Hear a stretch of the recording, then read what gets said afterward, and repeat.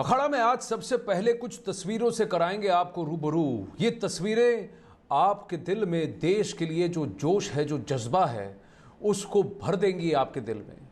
आप ये सोचेंगे कि मुझे गर्व है कि मैं इस ऐसे देश में हूँ जहाँ पर हमारे सुरक्षाकर्मी अपनी जान जोखिम में डालकर लोगों की जान बचाने में लगे हुए हैं। और ये जल स्तर पर हो रहा है, जल में हो रहा है। जब चक्रवाती तूफान जो है, ये साइक्लोन ताउते ने हमको घेर रखा है, और वो भी देश के पश्चिमी तट पर और अरब महासागर में। लेकिन वहाँ से लोगों की जान कैसे बचाया जा रहा है? इस अरब सागर में फंसे कर्मचारियों को निकालने के लिए इंडियन नेवी और कोस्ट गार्ड की तरफ से ये सबसे बड़ा रेस्क्यू ऑपरेशन चलाया जा रहा है। और ये जो तस्वीरें सामने आ रही हैं, इनको देखकर हमें गर्व होता है हमारी इंडियन नेवी पर, हमारे कोस्ट गार्ड पर, इन दिलेर जवानों पर जो कि अपनी जान को जोखिम में डालकर वहाँ कुछ नावों में फंसे लोगों की जान बचाने में तत्पर हैं, लगे हुए हैं। चाहे जितने भी डिफ़िकल्ट कंडीशंस हों, जितने भी भीषण परिस्थितियाँ हों, ये लोग लगे हुए हैं अभी तक। चक्रवाती तूफान की वजह से समंदर में 4 छोटे जहाज़ों पर 707 लोग फंस गए हैं। इनमें से अब तक 216 को सुरक्षित बचा लिया गया है। बाकी 491 लोगों को वहां से निकालने के लिए भारतीय नौसेना और कोस्ट गार्ड की तरफ से सबसे बड़ा रेस्क्यू ऑपरेशन चलाया जा रहा है। इसमें हर तरह का जो तस्वीरें जो सामने आ रही हैं, उसमें दिख रहा है कि 4 जहाज़ों पर जो 707 कर्मचारी हैं, उसमें अब तक 216 कर्मचारियों को बचाया जा चुका है। नेवी और कोस्ट गार्ड का ये बहुत बड़ा रेस्क्यू ऑपरेशन है जो अब भी चल रहा है। INS कोची और INS कोलकाता बचाव में जुटे हुए हैं। बार्ज P305 जो है वो पूरी तरह से समुद्र में डूबा है। एक बार्ज P305, इसमें कुल 273 लोग सवार थे। अब इसमें से जो फंसे लोग हैं उनको बचाने के लिए INS कोची और INS कोलकाता युद्ध नौका के साथ साथ सपोर्ट वाली वेसल भी की मदद भी ली जा रही है। अब तक 146 लोगों को सुरक्षित निकाला जा चुका है। यहाँ से और भी लोग हैं जिनको निकालने के लिए ये रेस्क्यू ऑपरेशन जारी है। सुपर एक्सक्लूसिव तस्वीरें जो हमारे पास आई हैं इस हादसे से, बॉम्बे हाई में जो ये हो रहा है, उसमें अगर आप देखें तो हेलीकॉप्टर्स की मदद से और फिर जो हमारे डाइवर्स हैं, जो हमारे नौसेना के जो जवान हैं, वो इस तूफान में भी समंदर में डुबकियां लगा रहे हैं, गोते लगाकर लोगों जो वहाँ पर समंदर में है गुहार लगा रहे हैं मदद की, उनकी मदद कर रहे हैं। ताउते तूफान की वजह से ये कई लोग अभी भी फंसे हैं और इनको निकालने के लिए रेस्क्यू ऑपरेशन ज़ोर शोर से चलाया जा रहा है। और एक वीडियो जो सामने आया है जिसमें समंदर में फंसे 10 लोगों को हेलीकॉप्टर की मदद से बचाया गया है। रेस्क्यू ऑपरेशन का ये वीडियो दमन का बताया जा रहा है। तो ये भी बहुत सारे ऐसे विजुअल सामने आ रहे हैं अलग अलग जगह पर। जैसे मैंने कहा, कई सारे नाव हैं, जहाज़ हैं, छोटे मोटे छोटे बड़े जहाज़ हैं। एक बार्ज है जो डूब गया था, लेकिन उसमें से जो लोग थे जो पानी में थे उनको भी बचाया गया है। 146 लोगों को बचाया गया है और भी लोगों को बचाया जा रहा है। हम विवेक से जुड़ने की कोशिश करेंगे और डिटेल्स के लिए इस साइक्लोन के बावजूद दिल्ली से संदीप बोल हमारे साथ जुड़ रहे हैं। मुंबई के मलाड से आशीष सिंह और खार से अभिषेक पांडे से भी जुड़ने की कोशिश करेंगे। लेकिन संदीप, भारतीय नौसेना और कोस्ट गार्ड के जांबाज जो हैं वो जो काम कर रहे हैं, इससे गर्व से छाती फूल जाती है, क्योंकि ये लोग जो कर रहे हैं बहुत मुश्किल है। और ख़ासकर उन हेलीकॉप्टर पायलट्स की दाद देना होगा, क्योंकि इतनी तो इस तूफान में, बारिश में, हवा में हेलीकॉप्टर को स्टेडी रखना और फिर इस रेस्क्यू ऑपरेशन को अंजाम देना कोई छोटी बात नहीं है। बहुत ही मुश्किल और जोखिम भरा काम है जो किया जा रहा है। संदीप,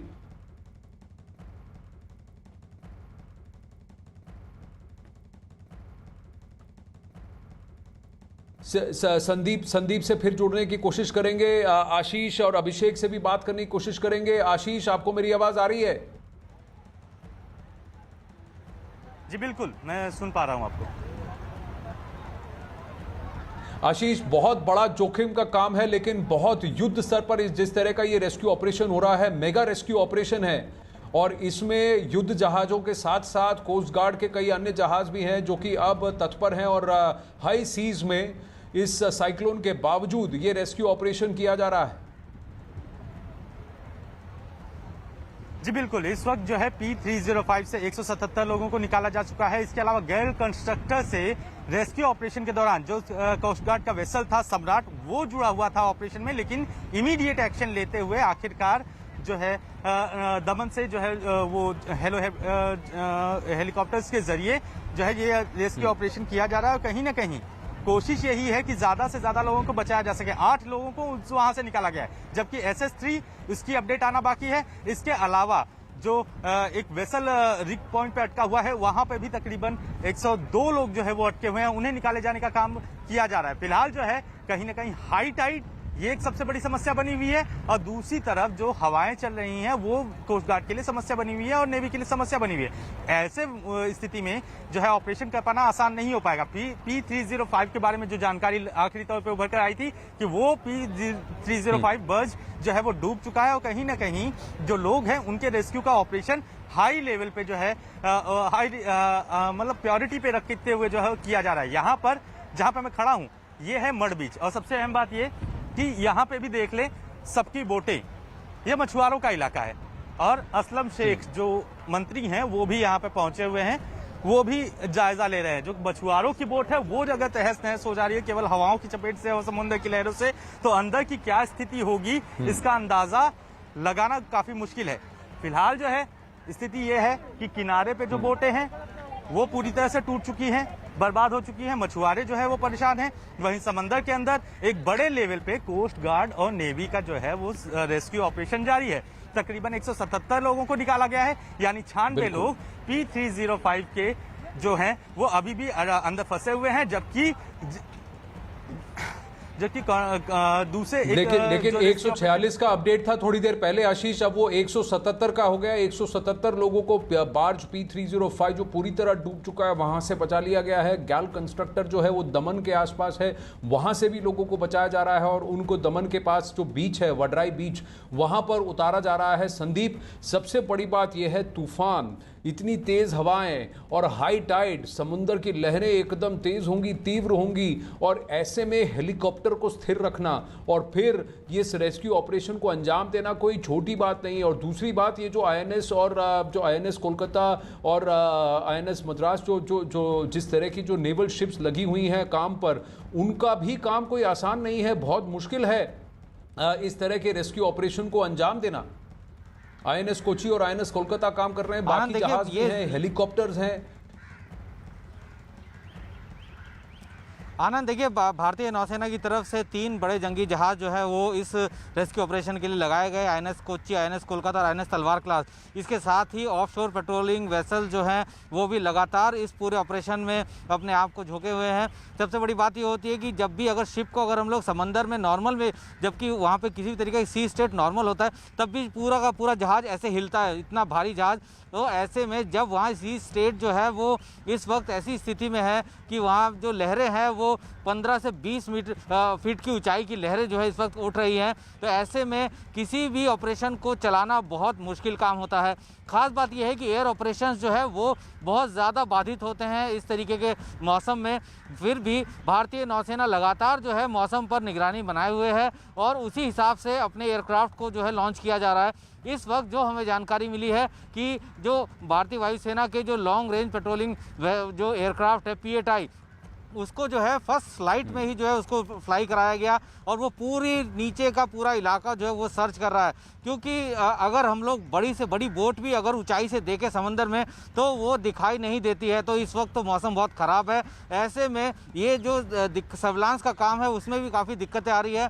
एक जो हेलीकॉप्टर जो है सीकिंग हेलीकॉप्टर वो लगातार हवा में है और वहाँ जितने भी ऐसे लोग जो कि नेवल शिप के द्वारा रेस्क्यू नहीं किए गए हैं और लाइफ जैकेट के ज़रिए जो है वो इस वक्त समंदर में है, उनको विंच किया जा रहा है। यानी कि जैसे ही हेलीकॉप्टर ऊपर से स्टैंड करते हैं और उसके बाद ऊपर से जो है नौसैनिक नीचे उतरता है जो वायर के थ्रू, और उसके बाद नीचे जो लोग फंसे हुए हैं या जो पानी में जो डूबने की स्थिति में है या वहाँ पे पड़े हैं तो उनको वहाँ से विंच किया जा रहा है।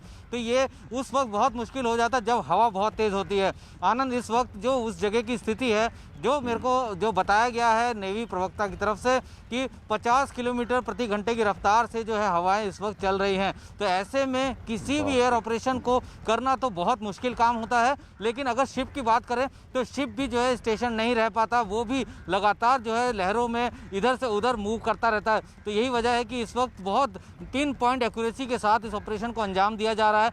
177 लोग तो उन्होंने रेस्क्यू किए ही हैं P305 से, लेकिन बताया यह जा रहा है कि कई और जो है रेस्क्यू किया जा चुका है। लेकिन जब तक काउंट पूरा नहीं होता है तब तक फिलहाल नौसेना की तरफ से कोई जानकारी अभी नहीं दी जा रही है। लेकिन ऑपरेशन इस वक्त चल रहा है। कोशिश यही है कि ज़्यादा से ज़्यादा जो लोग हैं जो इस वक्त उसमें फंसे हैं उनको बचाया जा सके। आनंद, जो कि इस तरीके के जगह पे काम करते हैं, उनकी सुरक्षा के लिए हर किसी को एक एक लाइफ जैकेट उनके पास इशूड होती है और साथ ही कई रबर बोट जो है जो उनको तैनात किया जाता है उनके साथ। लेकिन रात को मौसम बहुत ख़राब था, रात के अंधेरे में समंदर में कूदना भी एक सबसे जोखिम वाला काम होता है। तो शायद हो सकता है कि कुछ लोग ऐसे भी होंगे जो कि बोट के ज़रिए समंदर में कूदे होंगे और अब लहरों के चलते जो है वो कहीं इधर उधर ना निकल गए हों। तो ऐसे में पूरा इलाका जो है उसको सर्च किया जा रहा है बहुत बारीकी से कि कोई भी शख्स, चाहे वो लाइफ जैकेट के साथ समंदर में हो या फिर लाइफ बोट के साथ समंदर में हो, उनको जल्दी से जल्दी वहाँ से निकाला जा सके। जी, अभी तो डे लाइट है लेकिन अभी भी तूफान है, हवा है। आप कह रहे हैं 50 किलोमीटर प्रति घंटे की रफ्तार से अगर समंदर में और ओपन सीज में, अगर आप कहें खुले समंदर में अगर ये हवा चल रही है तो कितनी मुश्किल होगी वहाँ अपने आप को एक हेलीकॉप्टर को स्टेडी रखकर और एक विंचिंग ऑपरेशन करना कि एक नौसेना का एक योद्धा जो है वो नीचे, डाइवर जो है वो उसमें विंच में नीचे आएगा और लोगों को बचाएगा। छोटी बात नहीं है, बहुत बहुत जोखिम का काम है, बहुत मुश्किल है। हेलीकॉप्टर के जो पायलट है वो जो और जो सोल्जर है जो नीचे उतर के जा रहे हैं, इन सबको दाद देनी होगी। ये करना बहुत मुश्किल है। अब तक कम से कम जो है अभी भी करीब 707 में से 450 लोग अभी भी अलग अलग जहाज़ों में फंसे हुए हैं। एक बार ये P305 जो है ये डूब गया था, लेकिन यहाँ से कम 177 लोगों को बचा लिया जा चुका है और भी लोगों को बचाया जा रहा है। INS कोलकाता कल शाम को जब निकला था रेस्क्यू के लिए तब भी रास्ते में ही 2 लोगों और फंसे हुए थे, उनको भी बचाया।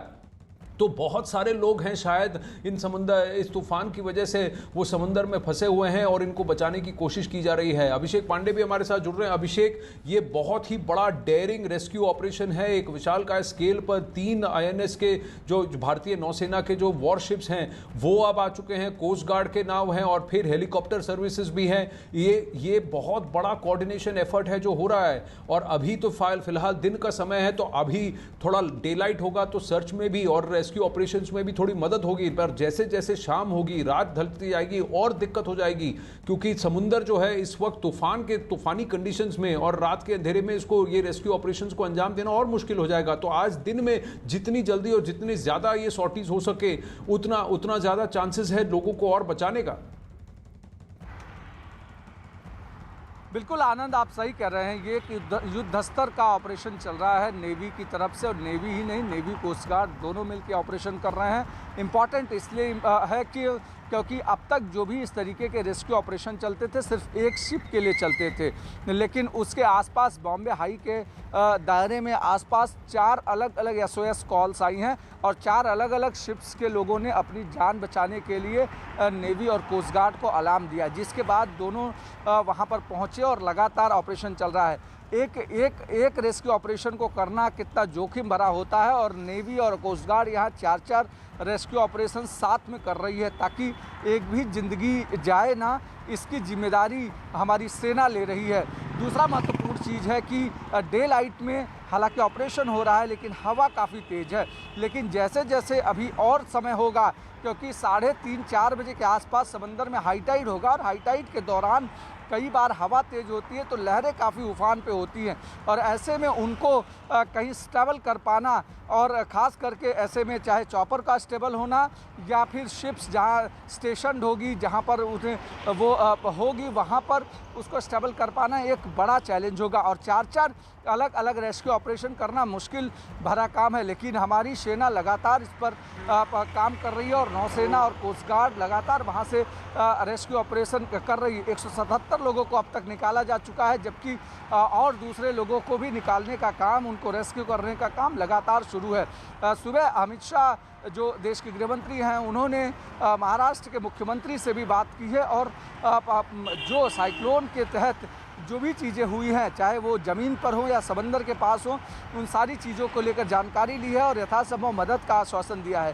साथ ही इस समय में खास करके ऐसे अगर हवा की बात करें तो हवा लगातार अभी भी बनी हुई है और यही वजह है कि 26 घंटे तक बांद्रा वर्ली सीलिंग को बंद कर दिया गया था। आप खुद अनुमान लगा सकते हैं अभिषेक, अगर आशीष ये कह रहे हैं कि जहां पर वो खड़े हैं वहां पर अगर जो तट पे जो नाव लगे हैं मछुआरों के, वही अगर तहस नहस हो गए हैं, वही अगर डैमेज हो गए हैं, तो आप बीच समुद्र में किस तरह के कंडीशंस हो गए आप अनुमान लगा सकते हैं। अभी देखिए ये गैल कंस्ट्रक्टर की जो बात कर रहे थे संदीप बोल, वहां पर जो कई लोग अभी भी फंसे हुए हैं। ये जो गैल का कंस्ट्रक्टर जो ये नाव है, ये जहाज है, ये दमन के थोड़ा ऑफ द कोस्ट ऑफ दमन है, जहां पर ये ऑपरेशन जोर शोर से चलाया जा रहा है। इसी से जुड़ा एक वीडियो भी सामने आया है जिसमें समुद्र में फंसे 10 लोगों को हेलीकॉप्टर की मदद से सुरक्षित बचाया गया है। तो यानी एक विंचिंग ऑपरेशन हुआ है और वो भी बीच समंदर ऐसे कंडीशंस में, जबकि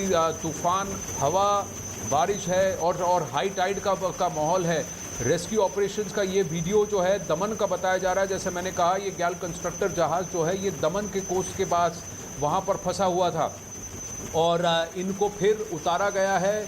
वहीं दमन के पास वडराई बीच है, वहाँ पर इन सबको सुरक्षित बचाकर इनको उतार लिया गया है। कम से कम 10 लोगों को वहाँ से बचाया गया है और भी लोग हैं जो वहाँ फंसे हुए हैं जिनको कि वहाँ से उठाया गया है। 10 क्रू है। ये ग्राउंडेड बार्ज है गैल कंस्ट्रक्टर, जहाँ से इनको बचाया गया। चेतक हेलीकॉप्टर थे जिनको कि लॉन्च किया गया और फिर ये रेस्क्यू ऑपरेशन अभी भी चल रहा है। संदीप बोल, थोड़ा और विस्तार से बताइए, ये जो विंचिंग ऑपरेशन है इसको करना और चेतक को इतनी हवा में इनको स्टडी रखना, तो यानी पायलट के स्किल का स्किल काबिल तारीफ है। और जो जोखम है, बहुत बड़ा जोखम है, जान का जोखम तो सबको है ही, लेकिन साथ में इस ऑपरेशन की वजह से हेलीकॉप्टर का इधर उधर स्वे कर जाना, विंचिंग ऑपरेशन कहीं पर भी गलत हो सकता है। और ख़ासकर जो लोग अभी समुंदर में हैं और लाइफ बोट्स के साथ हैं या लाइफ जैकेट के साथ हैं और वो समुंदर की लहरों में इधर उधर बहते जाएंगे, तो फिर इनको आइडेंटिफाई कर इनको रेस्क्यू करना, पिन पॉइंट कर इनको वापस विंच करना कोई आसान बात नहीं है। और 10 लोगों को ऐसे बचा लिया गया है ऑलरेडी।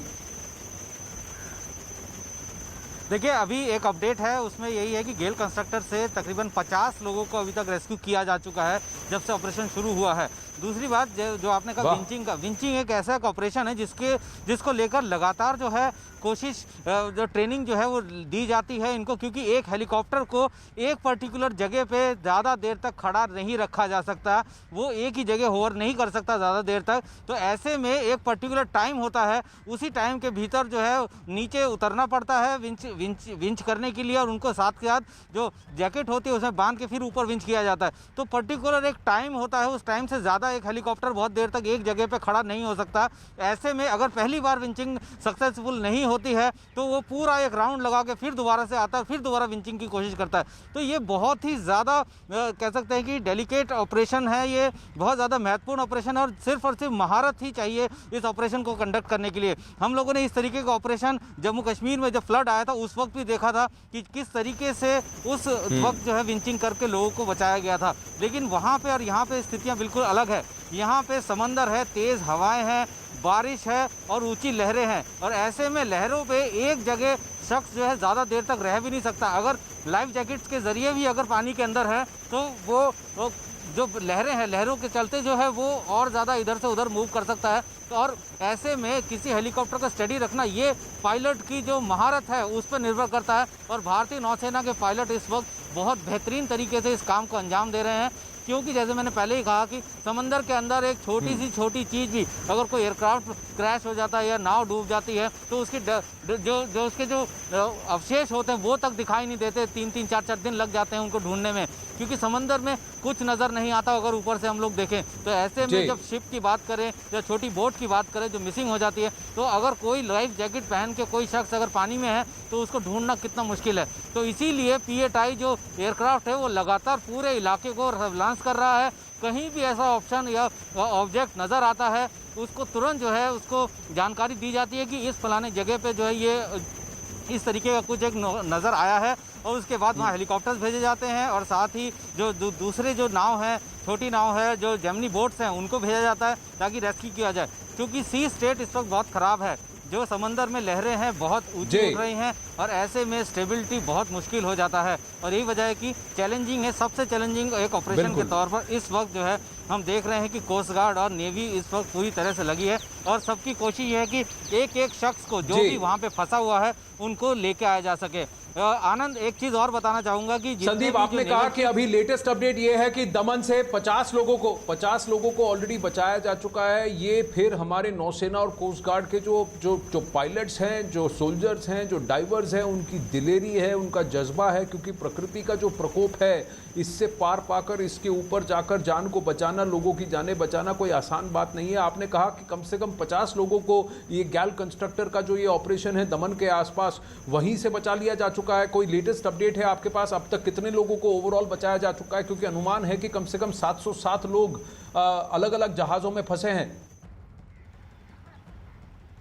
बिल्कुल, देखिए 700 से ज़्यादा लोग फंसे हुए हैं। 177 की पुष्टि नौसेना ने की है। P305 से 177 लोगों को बचाया गया है। साथ ही गल कंस्ट्रक्टर से भी जो है अभी तक 50 लोगों को बचाया जा चुका है। इस तरीके के रेस्क्यू ऑपरेशन अभी भी लगातार जारी हैं और कोशिश यही है कि जल्द से जल्द जो है उन लोगों को जो कि समंदर में फंसे हुए हैं उनको निकाला जा सके। जितने वॉरशिप्स हैं, वॉरशिप्स में सारे के सारे जितने भी ऐसे ट्रेंड जो डाइवर्स हैं वो इस वक्त मौजूद हैं। जैसे ही स्थितियां ठीक होती हैं, हल्का बहुत ऐसा लगता है कि अब जो है डाइवर्स का काम है कि कहीं उस शिप के अंदर कोई लोग कोई फंसे तो नहीं है जो डूब गए हैं। तो ऐसे में अब जैसे ही थोड़ा सा सी स्टेट ठीक होगा उसके बाद ऑपरेशन स्टार्ट किया जाएगा और जो भी लोग अंदर फंसे होंगे या जो ऐसे फंसे होने की आशंका है उनको निकाला जाएगा। जी संदीप, तो उनकी भी बारी आएगी जैसे ही कंडीशंस थोड़े इजी हो जाते हैं। लेकिन 50 किलोमीटर की रफ्तार पर हवा अगर चल रही हो, वो भी ओपन सीज पे, तो कोई छोटी बात नहीं है। हेलीकॉप्टर को स्टेडी रखना आसान नहीं है। विंचिंग ऑपरेशंस के लिए भी कई बार चक्कर लगाकर वापस आकर करना पड़ता है, कोशिश करते रहनी पड़ती है। आपके पेशेंस की परीक्षा होती है, आपकी स्ट्रेंथ की परीक्षा होती है, सबसे ज्यादा आपके जज्बे की, आपकी दिलेरी की, उसकी परीक्षा होती है। क्योंकि कांप जाता है व्यक्ति जब देखता है प्रकृति का प्रकोप, लेकिन बावजूद उसके इनका जज्बा यह है कि एक जान को बचाना है। और अब तक 50 लोगों को ऑलरेडी बचाया जा चुका है दमन के इस ऑपरेशन से। अब एक और वीडियो जो सामने आया है वो है मुंबई के पास जो INS कोलकाता ने तूफान की वजह से समंदर में से फंसे 2 लोगों को सुरक्षित बचा लिया। यह कल शाम का वाकया है, क्योंकि ये रेस्क्यू ऑपरेशन के लिए INS कोलकाता सामने आ रही थी। वहां पर जब उसको खबर मिली तो तभी इन 2 लोगों को देख लिया गया। ये वीडियो सामने आया है। ये रेस्क्यू ऑपरेशन तब हुआ जब INS कोलकाता बॉम्बे हाई में फंसे कर्मचारियों को बचाने के लिए वहां जा रहा था और रास्ते में ये दोनों लोग समंदर में फंसे दिखाई दिए, जिसके बाद इन्हें वक्त रहते सुरक्षित बचा लिया गया।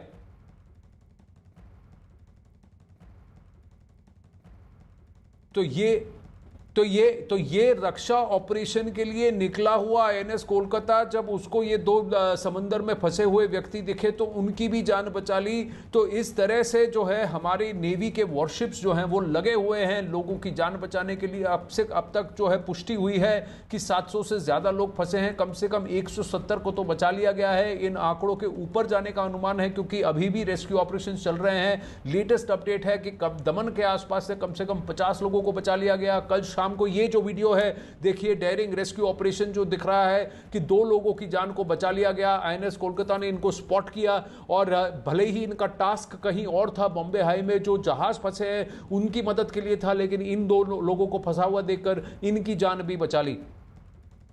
बहुत बड़ा रेस्क्यू ऑपरेशन है, डेयरिंग रेस्क्यू ऑपरेशन है, जिसकी तस्वीरें हम आपको दिखा रहे हैं। इनके जोश, इनके जज्बे को सलाम, इनकी दिलेरी को सलाम, और इनका ये जज्बा है जिसकी वजह से आज जानें बच रही है। हम तो बस यही उम्मीद करेंगे कि जितने लोग वहां समंदर में फंसे हैं सब के सब सुरक्षित बचा लिए जाएं।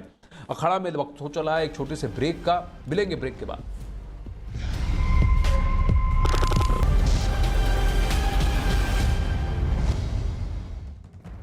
अखाड़ा में आपका एक बार फिर से स्वागत है। बीजेपी और कांग्रेस के बीच में एक और नई सियासी जंग छिड़ गई है। अब से थोड़ी देर पहले एक प्रेस वार्ता में बीजेपी के नेता संबित पात्रा ने कांग्रेस पर कई बड़े आरोप लगाए। संबित पात्रा ने टूल किट और कोरोना पर कांग्रेस को घेरा है।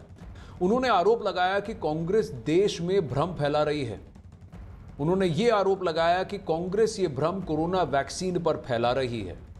संबित पात्रा ने आरोप लगाया कि कांग्रेस ने टूल किट बनाई जिसके जरिए प्रधानमंत्री नरेंद्र मोदी की छवि बिगाड़ने की चाल चली गई। संबित पात्रा ने यही नहीं और भी कहा, उन्होंने दावा किया कि प्रधानमंत्री नरेंद्र मोदी की छवि बिगाड़ने के लिए कांग्रेस ने विदेशी मीडिया का सहारा लिया और कोरोना के नाम पर कांग्रेस ने राजनीति की है। बीजेपी नेता संबित पात्रा ने आरोप लगाया कि कांग्रेस ने कोरोना में मदद के नाम पर राजनीति की जिसके बाद कांग्रेस का चेहरा बेनकाब हो गया। संबित पात्रा ने दावा किया कि कांग्रेस ने देश का अपमान किया है। उन्होंने आगे और आरोप लगाया कि कांग्रेस ने प्रधानमंत्री केयर्स फंड यानी पीएम केयर्स फंड पर भी सवाल उठाए थे जिसके बाद यह तय हो गया कि कांग्रेस का बर्ताव गिद्ध से भी बुरा है। बहुत दुख के साथ कहना पड़ रहा है कि जो डॉक्यूमेंट आज सोशल मीडिया के माध्यम से और कई मीडिया चैनल जिस न्यूज़ को अभी चला रहे हैं उससे हमें प्राप्त हुआ है। आप देख सकते हैं सोशल मीडिया में और मीडिया के न्यूज़ में भी आज कांग्रेस पार्टी का एक टूल किट चल रहा है कि किस प्रकार से ये जो महामारी है, ये जो कोरोना का पेंडेमिक है, उस पेंडेमिक में भी, उस विपत्ति में भी किस प्रकार राजनीति करनी है और किस प्रकार से भ्रम की स्थिति को उत्पन्न करते हुए कांग्रेस पार्टी अपने राजनीतिक मंसूबे को मजबूत करना चाहती है। वह इस टूल किट से पूरा देश आज कांग्रेस के मंसूबों को, कांग्रेस के इंटेंशंस को, कांग्रेस के जो भ्रम फैलाने की नीति है उसे जान ले।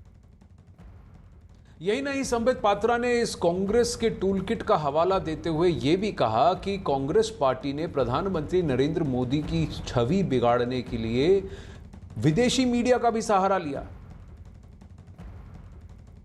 जो नया स्ट्रेन आया है जिसको कि WHO में भी मना कर दिया गया है, इंडियन स्ट्रेन नहीं बुलाना है, उसके साइंटिफिक नाम से उसको एड्रेस करना है, मगर यहां कांग्रेस पार्टी कहीं ना कहीं जो निर्णय WHO में भी हुआ है उसके विपरीत जाते ये कह रही है कि आप उसको इंडियन स्ट्रेन बुलाइए और तो और उसे मोदी स्ट्रेन बुलाइए। बहुत ही दुखद है और कहीं ना कहीं देश को पूरे विश्व में अपमानित और बदनाम करने के लिए एक वायरस के स्ट्रेन को इंडिया के नाम पर, इंडिया के प्रधानमंत्री के नाम पर प्रतिपादित करने की जो चेष्टा है, मुझे लगता है ये कांग्रेस पार्टी के असली चेहरे को दर्शाता है।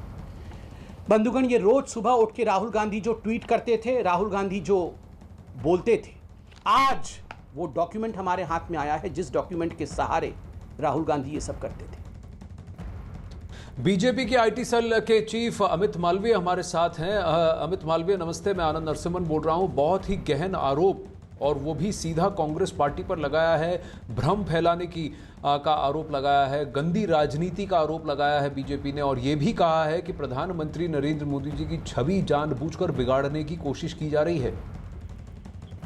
देखिए आनंद, पिछले कुछ सप्ताह से ऐसा देखा जा रहा है कि पूरा विपक्ष एक तरीके से लामबंद होकर कोविड को छोड़कर राजनीति में पूरी तरीके से उतर चुका है। जब हमारी प्राथमिकताएं लोगों तक ऑक्सीजन सिलेंडर पहुंचाना, अस्पतालों में मरीजों को बेड मिले, उनको सारी सुविधा मुहैया हो, ये करने की बजाय जब कांग्रेस पार्टी और विपक्ष के दल सिर्फ केंद्र सरकार और प्रधानमंत्री नरेंद्र मोदी पे निशाना साधने लगे और मीडिया का एक बहुत बड़ा वर्ग उनके साथ जुड़ जाए जो एक तरीके से वाम विचारधारा से जुड़े हुए हैं, तो कहीं ना कहीं सवाल उठने लाजमी थे। और आज ये जो टूलकिट सामने आया है, ये उन सारी बातों का खुलासा करता है जो पिछले कई सप्ताह से हम सब लोग पूछना चाह रहे थे, समझना चाह रहे थे। किस प्रकार से इंटरनेशनल मीडिया में जाके भारत की छवि को खराब करने का प्रयास किया गया, किस प्रकार से जो देश भर में बड़े बड़े इंफ्रास्ट्रक्चर प्रोजेक्ट चल रहे हैं उनको लेकर कटाक्ष किया गया, चाहे वैक्सीन की बात क्यों ना हो जो हिंदुस्तान में बनी उसके खिलाफ लोगों को बरगलाया गया और बाद में चुपचाप खुद जाके आपने वैक्सीन लगवा ली। इस प्रकार की तमाम चीजें जो सामने आई हैं, पिछले सितंबर से लेके इस मार्च महीने तक प्रधानमंत्री जी बार बार मुख्यमंत्रियों को ये कहते रहे कि सेकेंड वेव के लिए हमें तैयारी करनी है, ऑक्सीजन के प्लांट लगाने हैं, आप अपने प्रदेशों में बिस्तरों की संख्या बढ़ाएं, वेंटिलेटर्स की संख्या बढ़ाएं। लेकिन ये सब ना करने के बाद जब सेकेंड वेव आई तब प्रधानमंत्री जी और उनकी पूरी सरकार ऑक्सीजन मुहैया कराने में लग गई। 900 मैट्रिक टन प्रतिरोज जो ऑक्सीजन इस्तेमाल होती थी हमारे देश में, वो बढ़ के 9000 मैट्रिक टन हो गई। फिर भी केंद्र सरकार ने उस बढ़ती ऑक्सीजन की आपूर्ति करी। लेकिन प्रदेश की सरकारें, खासतौर से कांग्रेस की सरकारें, चाहे वो पंजाब हो, राजस्थान हो, महाराष्ट्र हो, छत्तीसगढ़ हो, झारखंड हो, चाहे केरला हो, यहाँ पे जहां जहां कोविड के ज्यादा केसेस आए, दिल्ली एक बहुत बड़ा उदाहरण है, यहाँ पर इन्होंने कोविड के संक्रमण को रोकने की जगह केंद्र सरकार पे निशाना साधने का काम ज्यादा किया। और अब ये जो टूलकिट सामने आया है, इससे बिल्कुल स्पष्ट होता है कि किस प्रकार से कुंभ की छवि को खराब किया गया, ईद को एक मिलनसार फेस्टिवल बताया गया। इस प्रकार की जो ओझी राजनीति, तुष्टीकरण की राजनीति और महामारी में भी दलगत राजनीति से ऊपर ना उठ पाने की जो इन्होंने अपनी क्षमता का परिचय दिया, ये तो आपका ये कहना है कि ये कुछ जो टूलकिट में आपका आरोप ये है कि कुछ सोची समझी लाइनें थी, कुछ सोची समझे नैरेटिव्स थे जिसको कि पुश किया गया, लेकिन अभी कांग्रेस पार्टी का ये कहना है कि ये सब मनगढ़ंत है। उनका कहना है कि वो जेपी नड्डा जी जो बीजेपी के राष्ट्राध्यक्ष हैं और संबित पात्रा जी पर केस करेंगे, और उनका कहना है कि बीजेपी झूठ बोल रही है, बीजेपी देश को असली मुद्दे से भ्रमित करने के लिए ये गंदी राजनीति का खेल खेल रही है। देखिए आनंद, कांग्रेस एफआईआर करे या जो उनसे बन पड़ता है वो करे, बट हकीकत आज देश के सामने है। आप देखिए, सुबह राहुल गांधी उठते हैं, एक ट्वीट करते हैं, उसी ट्वीट को लेकर उनके जो मीडिया में कुछ साथी हैं वो उस पर हल्ला मचाते हैं, फिर उस पे लेके कोई चर्चा होती है, फिर उस पे उनका कोई और विपक्ष का नेता बयान देता है। तो ये सोची समझी राजनीति और रणनीति के अंतर्गत किया जा रहा है, और इस रणनीति के केंद्र में भारत की जनता नहीं है। इस रणनीति के केंद्र में कोविड के खिलाफ लड़ाई नहीं है। इस रणनीति के केंद्र पर नरेंद्र मोदी जी और उनकी सरकार है। क्यों, जो आदमी इस देश के लिए काम कर रहा है, 18 घंटे काम कर रहा है, दिन रात लगा हुआ है, आप उसकी छवि को कैसे धूमिल करें? अब पिछले 7 सालों में तो इनको ऐसा कोई मौका मिला नहीं, तो अब इनको लग रहा है कि महामारी के दौरान में क्यों ना हम अपनी राजनीतिक रोटियां सेक लें, और ये टूलकिट दर्शाता है। तो अगर कांग्रेस पार्टी कह रही है गलत है, तो अगर आप पिछले कुछ सप्ताह के घटना चक्र को देख लें और इस टूलकिट को देख लें, तो एक चीज उससे मिलती है, ये सहयोग तो नहीं हो सकता। जी, तो आप ये कह रहे हैं कि ये सहयोग नहीं है, सोची समझी साजिश है, ये टूलकिट है जो कि बांटा गया और जिसके अंदर से पृष्ठ में से कई सारी चीज़ों को लेकर एक नैरेटिव सेट किया गया प्रधानमंत्री नरेंद्र मोदी जी के खिलाफ। अमित मालवीय, हमसे बात करने के लिए धन्यवाद। सीधा न्यूज़ रूम चलते हैं, अमिताभ सिन्हा हमारे साथ जुड़े हैं। अमिताभ, ये बहुत गहन आरोप लगाया जा रहा है, कांग्रेस ने इसे सिरे से नकार दिया है, ये भी कहा है कि ये जानबूझकर मनगढ़ंत है, इसको हम केस करेंगे इस पर, लेकिन कहीं ना कहीं बीजेपी की तरफ से ये एक गहन आरोप है कि ये जानबूझकर एक नैरेटिव सेटिंग का काम किया गया है कि सारे देश का जो गुस्सा है वो सीधा प्रधानमंत्री नरेंद्र मोदी पर डायरेक्ट किया जाए और पीएम मोदी जी को घेरा जाए, उनकी सरकार को भी घेरा जाए, क्योंकि इस वक्त वो वल्नरेबल है, डिफेंसिव है, क्योंकि सेकेंड वेव का जो इम्पैक्ट है वो मैसिव है पूरे देश में। देखिए, दूसरी लहर जो आई कोरोना की, उसको शायद झेल पाना, जो अव्यवस्था हुई, जिस तरह से लोगों को ऑक्सीजन की कमी हुई, चीज़ों दवाओं की किल्लत हुई, कोई भी सरकार होती उसको निंदा झेलनी ही पड़ती आनंद। लेकिन ये मैंने पहले भी चर्चा की थी हम लोगों ने कि अमेरिका हो चाहे वेस्टर्न यूरोप के देश हों, हर जगह जब दूसरी वेव आई थी तो शायद कोई भी देश इतना तैयार नहीं था कि दूसरी वेव का सामना कर सके, इतनी बड़े संख्या में लोगों को अपने दवाई और ऑक्सीजन मुहैया करा सके। तो जाहिर तौर पर कि निंदा स्वाभाविक थी और लोग निंदा, और सरकार भी जानती थी निंदा होगी, लेकिन एक जो क्रिटिसिज्म का जो लोग एक वेव देखते हैं कि अगर देश लड़ रहा हो इस कोरोना के खिलाफ तो सब लोग एकजुट होकर लड़ाई लड़ें, जब संकट टल जाएगा तो आपस में जो भी खींचतान करनी है वो कर लें। इसमें आपको याद होगा किसान आंदोलन के समय भी ग्रेटा थुनबर्ग का जो टूल किट सामने आया था, तमाम बातें सामने आई थी, उस समय भी कहा गया था कि इसमें अंतर्राष्ट्रीय साजिश है, कोई ना कोई इसमें कॉन्स्पिरेसी चल रही है। लेकिन अभी जो संबित पात्रा ने आरोप लगाया है उसमें 3-4 चीज़ें साफ करके उन्होंने कहा है कि Congress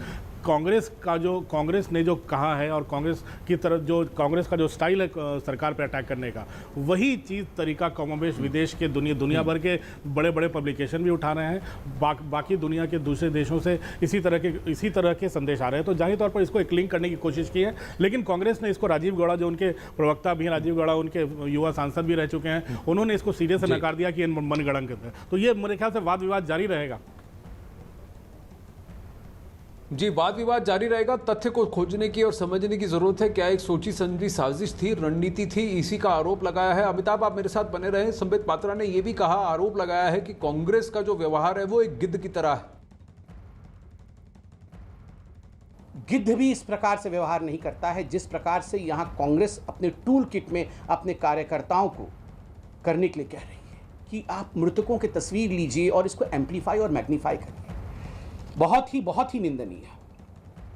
The envelope can be pushed to start using demeaning phrases for Modi in intellectual discourse by friendly intellectuals and opinion makers so that they have great acceptability when used politically.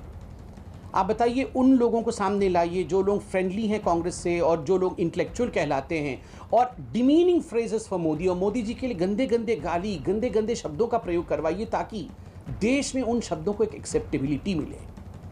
Corona के समय corona से लड़ना है।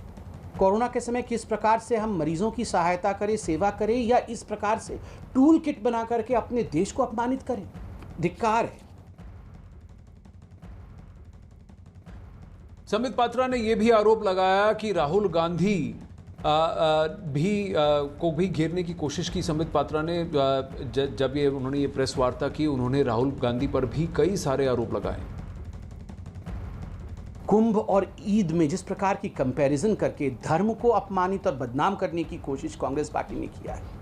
मैं इसमें कोई हिंदू मुस्लिम राजनीति नहीं करूंगा, क्योंकि आज हिंदू मुस्लिम सभी सफ़र कर रहे हैं और सबका साथ, सबके विकास और विश्वास के साथ ही देश आगे बढ़ सकता है। मगर कांग्रेस पार्टी जिस प्रकार की राजनीति, आप कुंभ को बदनाम करिए और ईद के विषय में कुछ मत कहिए, इस प्रकार की सोच हो सकती है किसी की? इस प्रकार का डिज़ाइन? राहुल गांधी, आप रोज सुबह जो ट्वीट करते हैं, we have with us today the source of the tweets, we have with us the source, जो नकारात्मक राजनीति आप फैलाते हैं वेंटिलेटर को लेकर, वैक्सीन को लेकर, मैनेजमेंट को लेकर, आज वो सोर्स हमारे पास है। बहुत दुख के साथ हमें कहना पड़ रहा है कि this vulture politics of Congress की, जो गिद्धों की राजनीति है कांग्रेस की, आज वो संपूर्ण रूप से उजागर हो गया है। We want answers from both Sonia Gandhi and Rahul Gandhi. हमें सोनिया जी से और राहुल जी से उत्तर चाहिए। अमिताभ, कांग्रेस पार्टी ने तो इसे सिरे से नकार दिया है। ये कहा ये मनगढ़ंत है, लेकिन जिस टूल किट और जो टूल किट सोशल मीडिया में सर्कुलेट हो रहा है और जिसका हवाला बीजेपी दे रही है, उसमें एक सोची समझी साजिश, एक रणनीति दिख रही है। चाहे वो सरकार से जुड़ी या प्रधानमंत्री नरेंद्र मोदी से जुड़ी कोई भी बात हो, उसको घुमा फिरा कर मोदी का प्रोजेक्ट बता दिया जाता है। पार्लियामेंट का सेंट्रल विस्टा प्रोजेक्ट लीजिए, उसके बारे में भी ट्वीट किया गया। वैक्सीन को भी देखकर देखिए, क्योंकि वैक्सीन के खास की बात करें तो जब कोवैक्सीन जनवरी में लॉन्च हुआ था, तब इसे मोदी का वैक्सीन करार दिया गया था। कांग्रेस के ही रूल्ड स्टेट्स थे, जो कांग्रेस शासित प्रदेश हैं, जैसे छत्तीसगढ़, जैसे पंजाब, और इन्होंने ही इस पर शंकाएं जताना शुरू किया था। कांग्रेस के ही नेता थे जिन्होंने यहां खुद अखाड़ा में यह भी आरोप लगाया कि मोदी ने वैक्सीन लगाया भी है कि नहीं, या सिर्फ पानी इंजेक्ट किया गया है, इंजेक्शन लगा भी है कि नहीं। ऐसी बातें कांग्रेस पार्टी के नेताओं ने की थी। तो कहीं ना कहीं इन आरोपों में कोई ना कोई तथ्य तो दिखता है, क्योंकि एक एक करके हर कड़ी एक कहीं ना कहीं जुड़ती हुई लगती है। कुंभ को लेकर जिस तरह से बातें उठाई गई, प्रधानमंत्री नरेंद्र मोदी के ही रैलीज पर सवाल उठाए गए और किसी रैली पर कुछ नहीं कहा गया, ये सारी बातें जो है एक कड़ी लगती हैं, एक सीक्वेंस लगता है। लेकिन इसको प्रूव कर पाना कि ये कांग्रेस के द्वारा ही शुरू किया गया है, ये आरोप बहुत ही गहन है। देखिए, आरोप गहन है, लेकिन बीजेपी ने अगर प्रेस कॉन्फ्रेंस की, और संबित पात्रा उनके पुराने प्रवक्ता हैं और सीनियर प्रवक्ता भी हो चुके हैं और पार्टी के एक चेहरा हैं, अगर वो इस तरह के बयान दे रहे हैं तो पार्टी भी इसी लाइन पर सोच रही है, इतना तो तय है। दूसरी बात आनंद, तार जुड़े होने की बात, इस जो कांग्रेस का जो हमला है बीजेपी और पर सरकार पर और प्रधानमंत्री मोदी पर, उस हमले के जितने भी बिंदु हैं, अगर उन बिंदुओं को ध्यान से देखें तो विदेश के पब्लिकेशन में जो ओपेड छप रहे हैं, ओपिनियंस छप रहे हैं, विदेश में जो तस्वीरें छप रही हैं जो हमारे शमशान घाटों की, जो लावारिस पड़ी लाशों की, ये तमाम चीज़ें ऐसी हैं जो कांग्रेस लगातार सवाल उठा रही है। और उधर विदेशों में भी लगातार इस तरह का आरोप चल रहा है, विदेशी मीडिया में भी इस तरह के आरोप चल रहे हैं। तो ये तार जोड़ने में बीजेपी को देर नहीं लगी है। और बीजेपी के संबित पात्रा ने जो टूल किट की जो पूरी चर्चा की, उसमें कई बिंदु ऐसे हैं जो इस तार को जोड़ने में कर रहे हैं। भले ही कांग्रेस इसको अभी नकार रही है, दूध का दूध पानी का पानी जल्दी हो जाएगा, लेकिन इतना तो साफ है कि इस तार को जोड़ा है बीजेपी ने कि सीधे सीधे ये सरकार से ज़्यादा प्रधानमंत्री मोदी को डिफेम करने की एक कोशिश है, जिस कोशिश में कांग्रेस हाईकमान लगा रहता है। जी अमिताभ, आप मेरे साथ बने रहिए। आपने कहा कि कांग्रेस ने इसको सिरे से नकार दिया। आपने राजीव गौड़ा की बात की, आइए उनकी भी साउंड बाइट हम दर्शकों को सुना दें, जहां कांग्रेस ने कहा है कि इसे सिरे से एक तो नकारा भी, और ये भी कहा कि कांग्रेस बीजेपी के जो आरोप है और जो टूलकिट का आरोप है पूरी तरह से फर्जी है। उन्होंने ये भी कहा कि राष्ट्राध्यक्ष बीजेपी के जेपी नड्डा और संबित पात्रा पर कांग्रेस FIR भी दर्ज करेगी।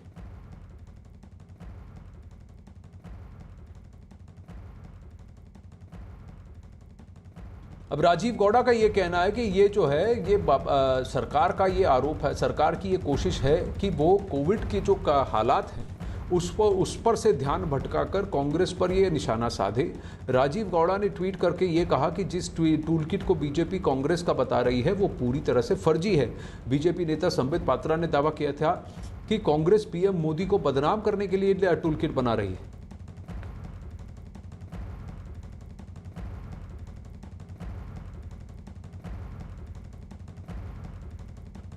तो ये राजीव गौड़ा ने ट्वीट किया। राजीव गौड़ा ने ये कहा कि बीजेपी जो है ये मनगढ़ंत फेक टूलकिट जो है उसका प्रचार कर रही है, कोविड-19 मिसमैनेजमेंट, और इसको कांग्रेस पार्टी की रिसर्च डिपार्टमेंट पर थोपने की कोशिश कर रही है। हम FIR फाइल करने वाले हैं, दर्ज करने वाले हैं फॉर्जरी का चार्ज पर जेपी नड्डा और संबित पात्रा पर। जब हमारा देश कोविड जैसे, कोरोना जैसी महामारी की वजह से त्रस्त है, त्राहिमाम है, तो रिलीफ देने की जगह, मदद पहुंचाने की जगह बीजेपी जो है ये फर्जीवाड़ा कर रही है।